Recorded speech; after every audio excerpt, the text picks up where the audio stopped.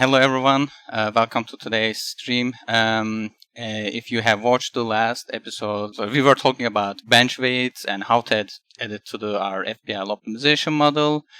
I was supposed to be doing this together with James, but he's not here because of a family emergency, so I will be streaming by myself today. Before we start, let me show you where we were last time. So I will be starting by reviewing what we have done last time, and then we will talk about what the possible enhancement on top of this. Just to give you a quick idea, so this is our FPL optimization model that we have been using SysOptPy to model this problem as an optimization problem.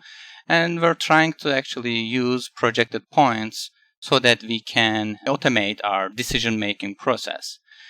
So this model currently has almost like all the basic rules, including squad decisions, lineup decisions, and we recently added bench decisions too, in terms of like what kind of an order you need to apply for your bench.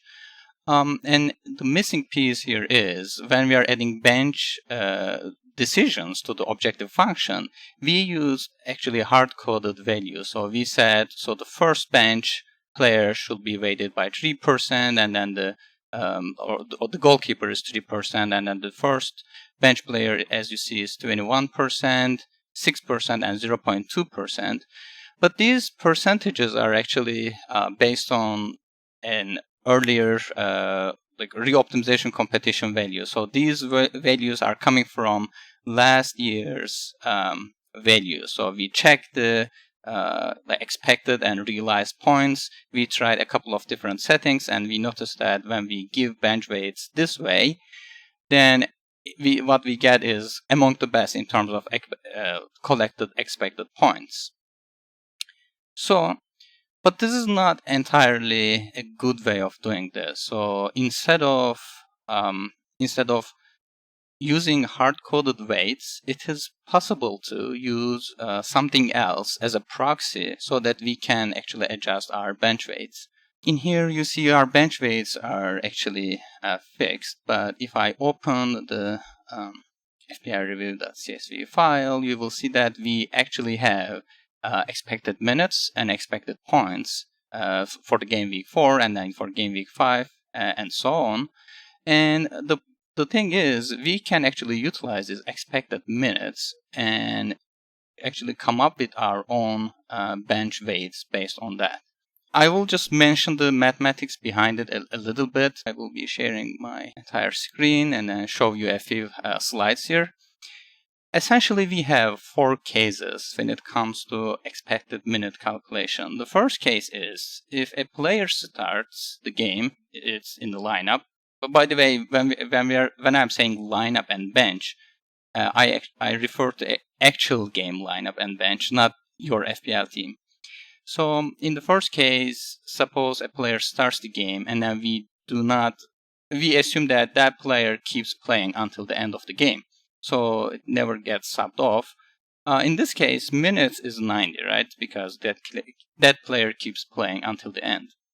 So in the second case, we have a player who starts the game, but then with 100%, we assume that player gets subbed off.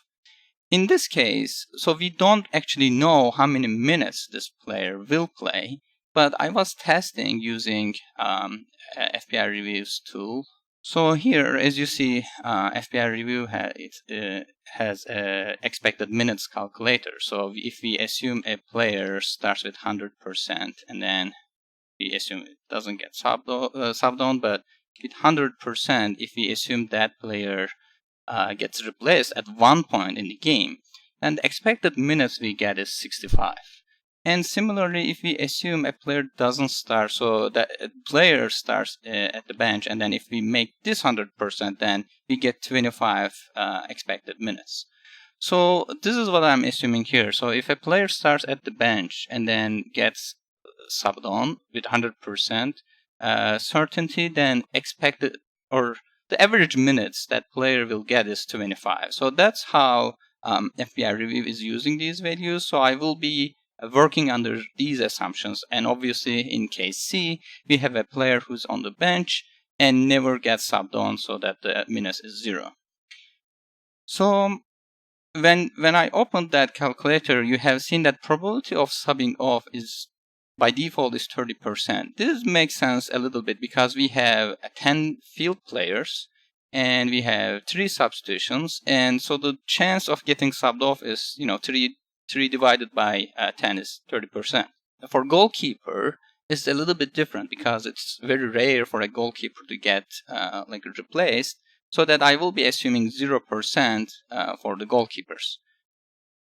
Again, for a field player, probability of being subbed in at one point during the game is 50% by default. Again, this makes sense, like 6 bench players and you have 3 substitutions, so it's 50%. And goalkeeper is again 0%. Obviously, these are approximations. These doesn't mean that every player has the same chance, but assume these values are like this. So what we are wondering is, what's the probability of starting and what's probability of playing? So probability of start is actually probability of being at the starting lineup, and then probability of play is actually probability of playing at least 1 minute.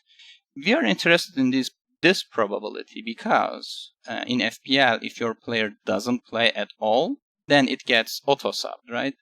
So we are trying to calculate the second probability so that we can use this entire idea to find bench weights. So the expected minutes calculation then looks like this: 90 times probability of case A, 65 times probability of case B, and 25 times probability of case D. Obviously, case C doesn't matter because the minus is 0. And if we actually just consider what A means, it is probability of start times probability of not being subbed off. And similarly for B, it is probability of start times probability of getting subbed off. So if we write it this way, then actually probability of bench is 1 minus probability of start. And then finally, we can actually calculate probability of start using expected minutes information, because expected minutes is known, and we actually don't know exactly what these probabilities are, but we can assume that it is 30% for field players and 0% for goalkeepers. Probability of being subbed on is can be assumed as 50% for field players and 0% for goalkeepers. And you can see that this formula over here, if we assume that goalkeepers never get subbed off or subbed on, then these terms becomes 0, and then probability of start is simply equal to expected minutes divided by 90, and this is 1, so it's expected minutes divided by 90. If we use these values, we can use them very easily, and then we can calculate probability of start for a field player. Then we can actually calculate probability of play as probability of start times probability of bench. So it's 1 minus probability of start actually times probability of being subbed on.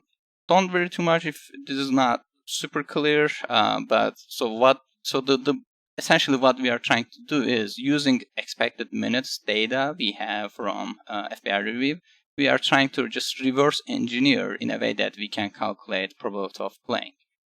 This is important because when we know probability of play for entire team, field, all the field players, then you can calculate probability of your first bench player, your FPL team's bench player, to get auto-subbed into your team. Now let's go back to here, and I will go back to our model now. So currently we are just getting bench weights as a we hard-coded bench weights, but we can get these bench weights as a function parameter. So I will just add it here. I will say bench weights is equal to none by default, and here I will say if bench weights is none, then assign bench weights to these hard-coded values. And so how the optimization will go is we will assume, or we will start with the default values of the bench weights here. So we will first of all solve the problem to optimality, and then we will actually see what the composition of the team looks like. Then we will calculate what the bench weights should be. Actually, I'm doing this on my planner already, so let me share my planner here so we can actually discuss how it looks like. If I click plans here, as you see, I have two different plans, but let's activate this first one here. So zoom in a little bit.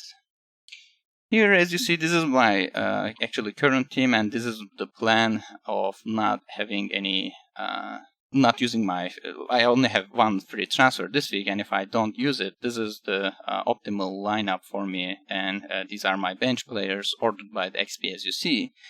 As you see here, so I have this expected minute information. So I will actually convert these expected minutes into probabilities, and then using those probabilities, we will calculate the probability of my first bench player, Rafinha in this case, and we know that Rafinha is likely not to play this weekend. But regardless, we can actually calculate probability of Rafinha to get subbed in, auto subbed in to my team. So this button here actually does what I was trying to explain. It just checks my team and then replaces these bench weights with the calculated value. So if I click here, you will see that my bench goalkeeper, so this is for the game week 4, and then this is game week 5, 6, 7. The first game week, the bench goalkeeper has weight of 1%, 1.1%. It is simply because 89 divided by 90 is giving me this value. It's very likely that Sanchez will play, right? At least 1 minute. So my bench goalkeeper is only 1% important. And so similarly here, but it's a little bit different for field players, but the same idea. I will use all of my field players' expected minutes, convert them to probabilities, and then as you see, Rafinha's bench weight here is only 2.5%. So the reason is all the expected minutes are really high. I expect almost all of my players to play this week. So let's reset this instance and try to bring a player whose expected minutes are not that high. Let me show you what it looks like. Let's say I'm trying to bring a player here. I'm just giving it. I will only solve it for one game week. Checking my settings. Let me solve this and then we will try to calculate the bench weights based on those values. As you see, I have Mount on my team now. I forced that player. When I recalculate bench weights, as you see, my first bench player has a weight of 10% instead of a lower weight like 2.5. And the entire reason is Mount is not like certain. There's a higher chance of Mount not playing in the game. So using this idea now, let me move this back and then go back to here. So we will first of all find the optimal lineup and then find the optimal bench weights. So if you change bench weights, so if you remember from the last time, after you change your bench weights, the optimal should change. So this was an idea actually suggested by Nathan, who has Excel planner, Excel optimization tool that you can check. So when he first suggested this, asking me if we can use expected minutes to calculate bench weights, so that's what I tried. But the bench weights makes the problem non-linear. So after you change bench weights, if you re-optimize it, solution will likely change. And then if you do it again and again, there's a chance that it will keep changing the plan and you will never converge anywhere.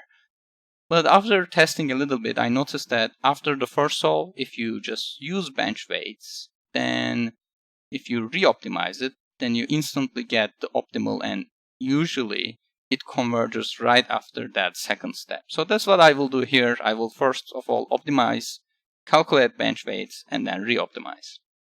So let's go back all the way to bottom. As you see, I was just calling my function sol multi-period FPL with my team ID, game week, free transfer horizon objective. I won't be using bench weights for the first sol. First of all, I will just solve the problem regularly and then use those values. And as you see, this function is already returning me which players are picked as a pandas data frame. So I will just filter lineup players and I will filter field players. First of all, I will calculate the goalkeeper because that's easy. Here, let's start with that one actually. So after we solve the problem, and I will make this horizon 1 for now, even though we are trying to solve the multi-period problem, I will make this 1 so that the solve will go faster.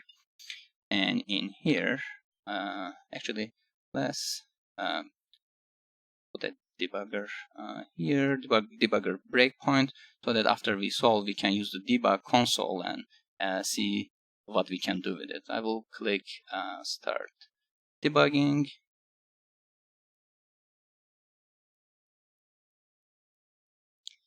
As you see, it initialized the model and CBC is currently solving the problem. Since horizon is 1, yeah, as you see, it goes faster.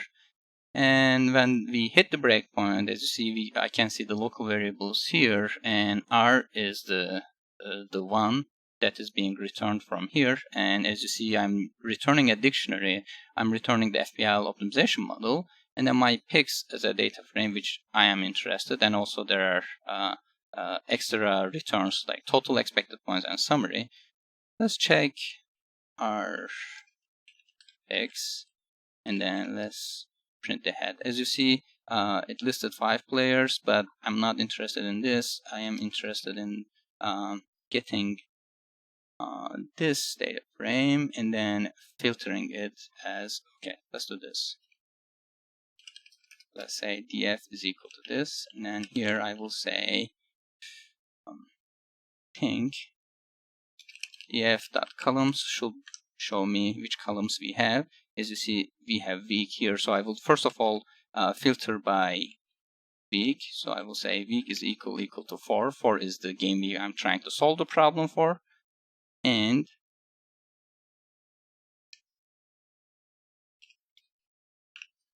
here I will also say data frame and then position. So for goalkeeper, first of all, we will say it's equal to goalkeeper, so that as you see, when I run this command, I am filtering for both for game week, because if we are solving the multi-period problem, we will have other game weeks too. And then the second part is for the goalkeeper, and then it returns me my bench goalkeeper too, which I'm not actually particularly interested. So I will say df, and then I will say lineup is equal to 1. And as you see, I only get my lineup goalkeeper. So here I will say now as my lineup goalkeeper is actually this. So let me actually assign this to another variable, let's say e. Instead of this, actually I should say e equal to 0. And by the way, df was equal to our picks, as you remember. So this was the data frame we were using. Lineup goalkeeper now is a list, and I want to use only the first results, because this is supposed to be returning me only 1 goalkeeper, unless I am using bench boost, which we haven't added to the problem yet. So we can safely use just the first index here. Now lineup goalkeeper, as you see, I'm only returning XP now, but instead of returning only XP, it will make sense for me to also use expected minutes, so that I actually can use it. As you see here, points player week is my dictionary. Let's go back here, remember what it was. So we were using merged data, which was the data we were merging with using FPL review projections. and also FPL API data itself. And then we were converting it to a dictionary so that we can use it. Here I will say minutes player week is equal to, again, I will apply the same thing. I will say PW is equal to merge data, and then we are looking up for the player P, and then here I will say W X mins is the notation. You can just check here. It is game week underscore X mins. I will use this, and I will say for P in players, for W in game weeks. So now I have this dictionary. I can actually edit here as minutes player week PW, and here I can add xmin, so that when I solve the problem, this data frame will also include the expected minutes data I'm getting from the original FPL review data, and then I will be able to use it later at this part of the code. So I will just stop the debugger here now, and let's try to resolve this problem and see if we will be able to get the expected minutes data this time.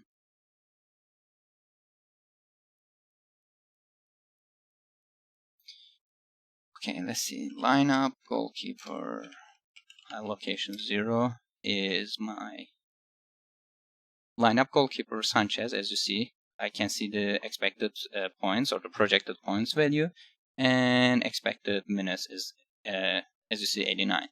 So I will actually get this value. I will say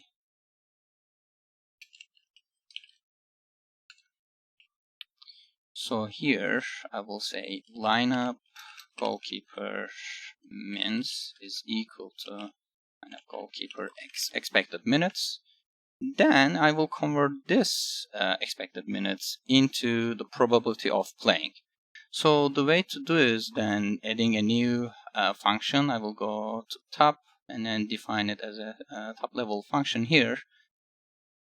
So I will say xmin, let's write it this way, xmin to probability. And then here I need to have two parameters. The first one is probability of being subbed on and subbed off. So I will use, as default values, I will use, as you remember, I was using 0.5 for probability of being subbed on if you start as a bench, and probability of subbed off is 30%. Actually, let's write it explicitly so it will be easier for us to go back and then fix if we have any issues here. The start probability was expected minutes. Oh, by the way, you need to get the expected minutes data first, and this was xmin minus, and 25 was the number of minutes a player plays if they later get subbed in to the game. So 25 times probability of sub on here divided by 90 times 1 minus sub off, so that we are assuming a player is being, so this is the probability of not being replaced if you start the game, right? So this plus 65 times sub off minus 25 times sub on.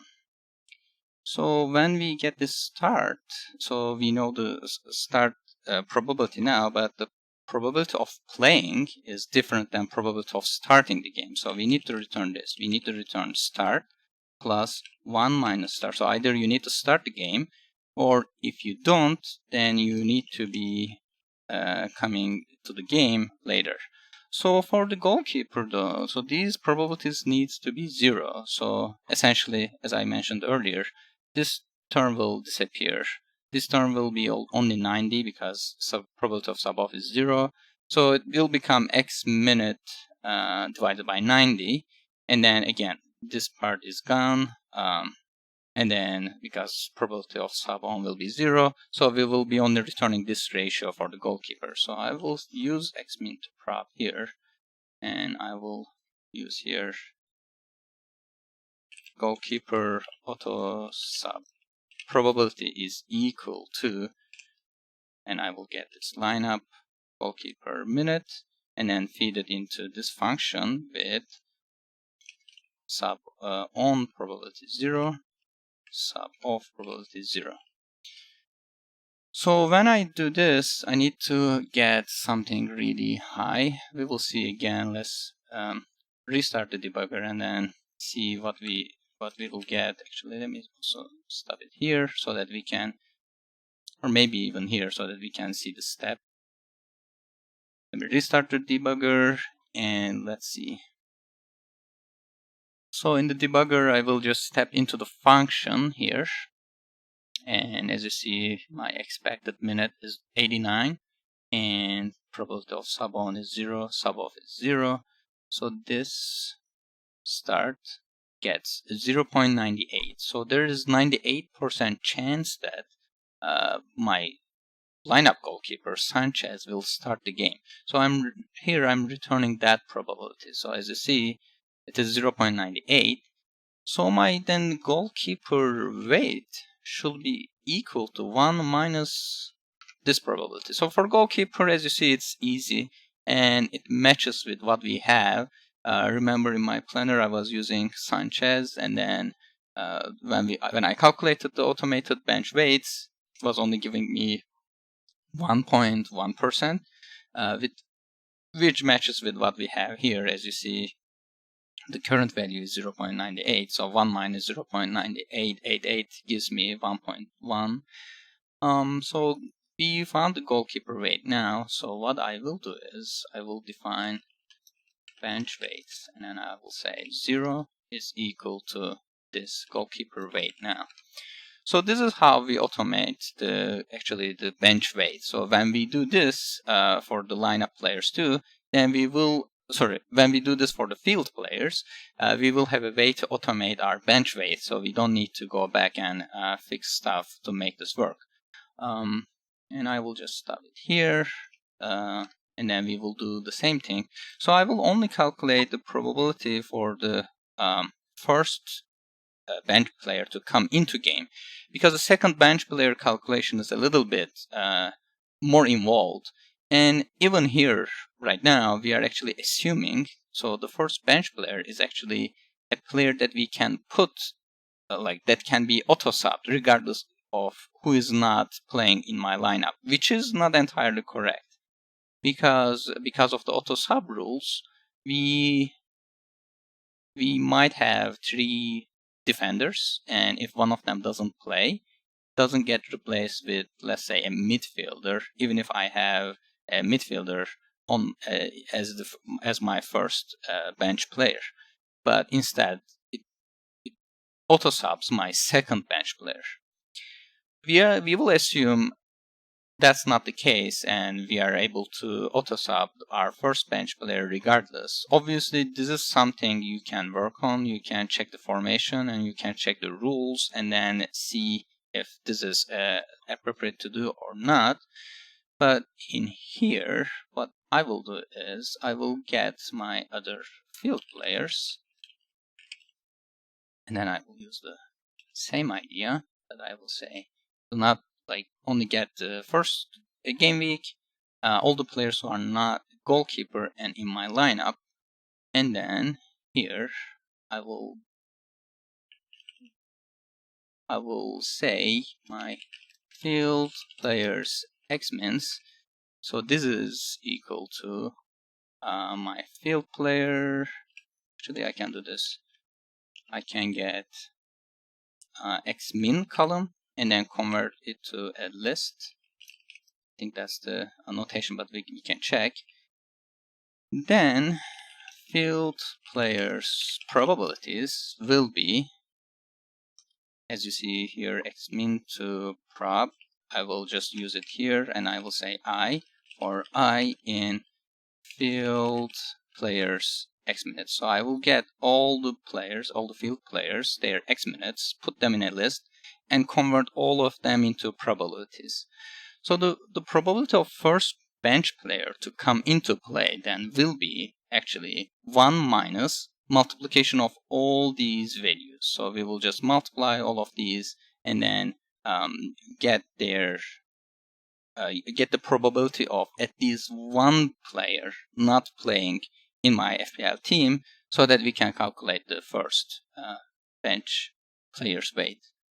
What I will do is prob is equal to 1, and then for I in field player probs, I will just multiply this probability with the value I. So obviously there are easier ways to do this, but let's do it this way. And then my bench 1 weight will be 1 minus this probability, and I will use this here. And then for second and third bench players, as I mentioned, I will just be using the hard-coded values. I think our previous values about 0.06% and 0.2%, which I will be using here.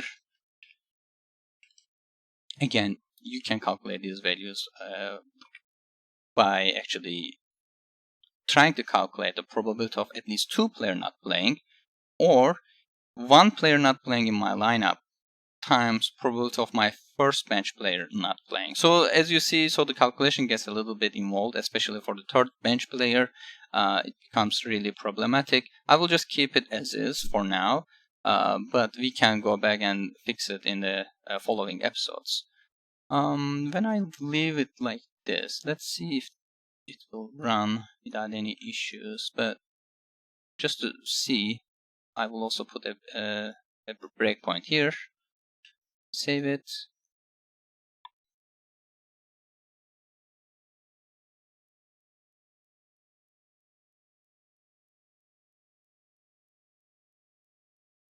Okay, first one, my goalkeeper, and then here, as you see, this probability now is over 1, which is not what we want. Let's check the probabilities. Oh, okay, I think we made a mistake because our probabilities is over 1 for some players. Let's go back and see if we can fix it. I think we are making a mistake, but just can't see it right now, so I will just put min and max, and then we know that this inside term cannot be lower than this value. Let's assume that, and then it cannot be greater than 0.999. And let's see, like, so I'm just applying a quick hack, but let's see if this will do the trick. Continue here and come all the way here. Probability is 1, and then let's check probabilities here. Okay, so these values look more like it. So I have 10 values, 10 field players whose probability of playing changes between 0.91 is the lowest and 99 are the highest ones. So if I multiply all of them, as you see, the probability is now 0.89, which is slightly less than 90%. So the probability of my first bench player coming into play then becomes around 10%, slightly higher than 10%. And then now my bench weights will get updated. And what we will do is then we will resolve this problem after updating it. So I will say bench weights is equal to bench weights. And then in this case, after the second solve, so the solution, so in this case, solution might stay the same. It could be different. We don't know, but let's do it this way. So I will make horizon equal to 3. So maybe we will be able to see a different lineup this time. Since it's already printing this, and then we are also writing it as CSV file, I will name this stage 1. And then name this as stage 2. So let's solve the entire thing and then see if it will change anything. Okay, here we go. Well, it's solving it. So since we are writing it to the same directory, we will see optimal plan underscore regular stage 1 here in a second, and then it will go to the second solve phase and solve the problem with updated bench weight. So technically, again, you can actually apply this operation one more time and then re-optimize it, until you see it converges. But I will keep it as is for now. And then it's taking a bit. Okay, so this is the first solve, as you see. Selling Simicas, and then in the second, or game week 5, it's buying Torres, and finally Ronaldo on game week 6. Let's see if it will stay the same after we update the bench weight. By the way, if we start with the default bench weight that's very weird, like 99% or 0%, we will certainly see a difference. So it's possible that we will get this exact same solution, but I'm hoping that changing this the first bench player weight will give us a different solution. But I think it's the same because our original bench weight was close to this value anyway. After we solve it, I think it becomes 10%, and then as you see, we get the same solution. So that's actually kind of good news for us because our default values were really close to the true optimal, like the nonlinear optimal in a way, so that when we solve it the second time, we got the same solution. Now we have only 15 minutes left. I wanted to talk about a little bit sensitivity analysis today, but looks like I won't be able to make it. That was it. So we actually took the bench weights, and then we took actually expected minutes, and then we converted them to probabilities. And using these probabilities, you can calculate probability of your bench player, FPL team, bench player coming into play, getting auto-subbed in. I think there's a chance that, as I mentioned, there's a chance that the optimization might not convert somewhere. It can just keep iterating. I think it happened once in my experiments, which is, I mean, not a huge problem by itself, because you know that those, you can just check those 3 plans and see which one makes the most sense to you. That's how I am using this optimization this season. Instead of using the solutions as is, I am using it as a decision support tool, so that I can just see what the suggestions are and then talk with like other FPL players and decide what I want to do. Because obviously, adding all the details into optimization is almost impossible. So it makes more sense to have a human touch on top of these analytics tools. I think it's almost time, and I would like to thank you all for listening today, and hopefully you learned something useful for your own optimization models. Still quite new to Python, but great way to learn. I agree. So FPL is just a great motivation to learn Python, and some of these stuff are like, even though we are using optimization and some other advanced analytics tools, as you see, the Python codes we write, they're quite simple. And I also share these scripts on GitHub, so you can just check those and ask me if you have any other questions on either here or on Twitter. But yeah, again, thank you for listening. If you have any questions, comments, just please let me know.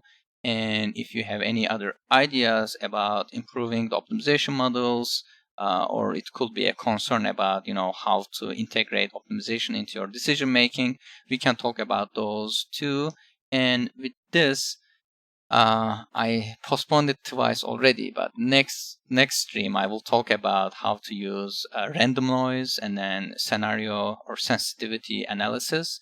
And until next time, thank you very much.